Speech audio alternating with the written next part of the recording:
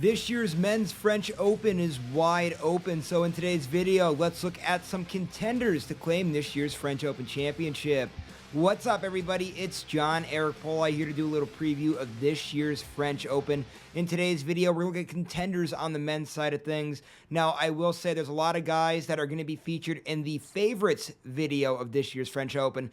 These men aren't necessarily one of the favorites, but they are definitely contenders to make a run, and who knows, maybe even pull off an upset somewhere or two and claim this year's French Open championship because they've been playing pretty well as of late. Let's get things started by talking about Taylor Fritz. Fritz kind of sneakily having a very good clay season here. He's been playing very well as of late. He's made really deep runs in the Madrid tournament and in the Italian Open. So I really like the way that Fritz has been playing. Fritz is due for a breakout moment here on the ATP Tour. This would be a perfect time to do so for Fritz, as this is obviously one of the four major championships here in tennis. And his fellow American is also on this list, Tommy Paul, coming off a very good tournament in Rome. Hopefully that could kickstart Paul here. And let's not forget, Paul's been having a very good, little stretch here in 2024.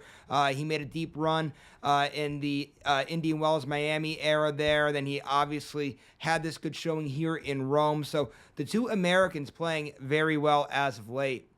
Now, speaking of guys playing well as of late, this guy literally just played good over the weekend. Nicolas Jarry is on my list of somebody who's a contender in this year's tournament. I really like the way that Jarry played in the Italian Open. He served very well. He has a very good forehand. He definitely could make a run in this year's tournament. Big thing with him is how does he handle the pressure? The major championships haven't been too fun here for Jarry so far in his career. The furthest he's gone is the fourth round in the French Open. Other than that, though, always underperforming in the four majors. We'll see how he reacts to the pressure of this year's French Open. Now let's talk about one more contender here, Grigor Dimitrov, another guy who's silently having a very good 2024. Let's not forget, he made a deep run, making the finals, I believe, of the Miami Open.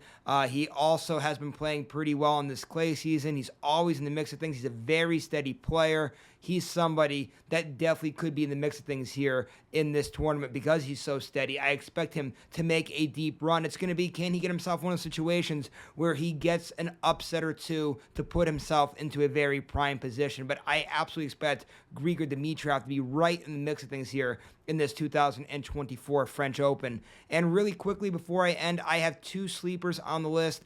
Holger Rune, somebody who hasn't been having a very good 2024 here. We kind of expect a little bit more out of him. The clay is definitely his best surface. We'll see if he can tie things together at the right time.